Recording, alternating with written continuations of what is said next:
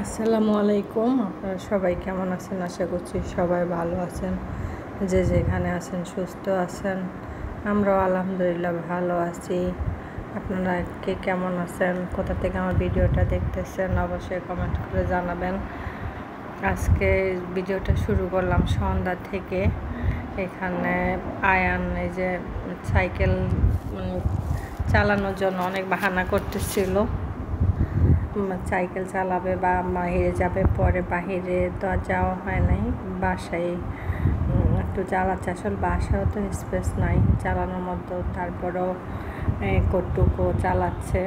এটা আসলে নতুন নতুন সাইকেল পেলে যেরকম হয় আর কি। আয়ানের সাইকেল কেনার জন্য অনেক বাহানা করছিল যে একটা সাইকেল কিনে দিতে।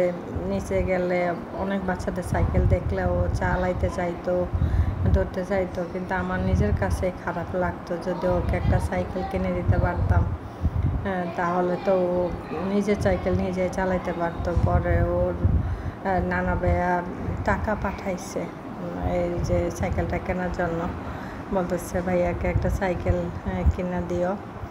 পরে আমি আর ওর বাবা সিদ্ধান্ত নিলাম যে আচ্ছা ঠিক আছে, তাহলে আমার সাথে আমরা আরও কিছু দিয়ে ভালো একটা সাইকেল কিনে দিব।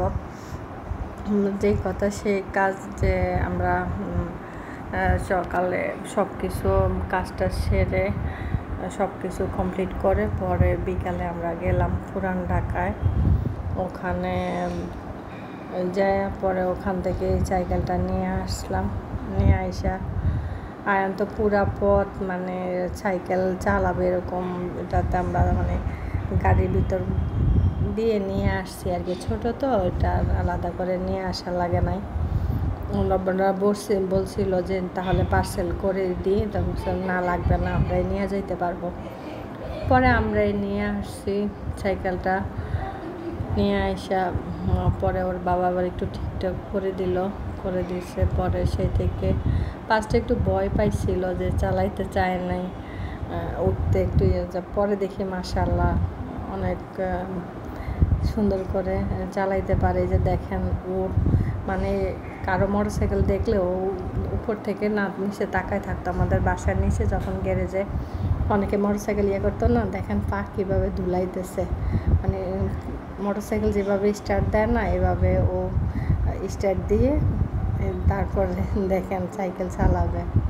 আর বসে বসে ওর বাবা এগুলো উপভোগ করতেছে। আসলে ওর বাবা তো এখন বাইরে চলে গেছে, এগুলো অনেক মিস করতেছে। প্রতিদিন বলে যে আমিও আয়নকে অনেক মিস করি, আয়নের সাথে থাকতে পারতেছি না, ওর সাথে খেলতে পারতেছে না। আসলে এটাই স্বাভাবিক, একটা প্রবাসী বাবা যত কিছু যাই দিক না কেন, কিন্তু সন্তানের কাছে থেকে যে একটা ভালোবাসা পাওয়া, সব কিছু আদর শাসন সব কিছুই করা যায়, কিন্তু এই বড় হলে তো আর বাবা মার কাছে এরকম সন্তানরা তো থাকে না, তাই না? কিন্তু এখনই তো আয়ানও ওর বাবাকে অনেক মিস করে, ওর বাবা অনেক মিস করে। প্রতিদিন বলে আয়ানও, পাপা কেন আসে না, পাপা আমাদেরকে পার্সেল পাঠায় কিন্তু পাপা তো আসে না, এগুলা কথা বলে খালি।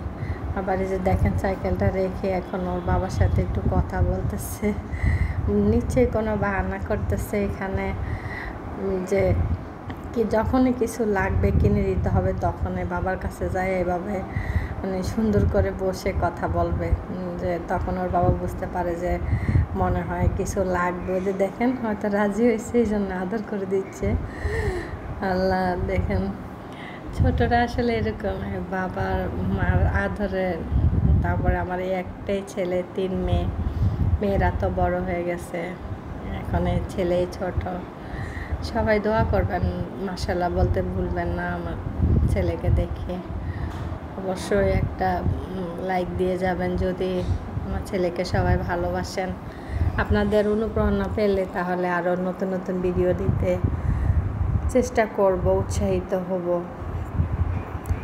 তারপরে এত কষ্ট করে একটা ভিডিও বানাই, যদি কেউ না দেখেন তাহলে এটা একটা খারাপ লাগা কাজ করে আর কি, এরকম। তারপর আমি এখান থেকে চলে গেলাম, কিছু সন্ধ্যায় কিছু স্ন্যাক্স রেডি করলাম সবাই মিলে খাওয়ার জন্য। সন্ধ্যার পরে তো কিছু না কিছু খেতে হবে, তো এই জন্য আমি ওদিকে চলে গেলাম। এদিকে বাবা ছেলে কথা বলতেছে, খেলাধুলা করতেছে, দেখতেছে। পরে ভাবছি যে আচ্ছা ও খেলো, তারপরে আমি এদিকে সবার খাবারটা রেডি করি। ওই যে দেখেন ও এখনও পা ইয়ে করতেছে, মানে মোটরসাইকেল যেভাবে স্টার্ট দেয় না, এভাবে ও চাচ্ছে যে মানে উপর থেকে দেখে যে আঙ্কেলরা কীভাবে এভাবে স্টার্ট দেয়। এই তো প্রতিটা সন্তানই আসলে বাবা মার কাছে অনেক আদরের হয়। আমিও সবার বাচ্চার জন্য দোয়া করি যেন মানুষের মতো মানুষ হয়। সবাই আমার বাবুর জন্য দোয়া করবেন যেন আমিও মানুষ করতে পারি, একজন ভালো মানুষ হিসেবে ওকে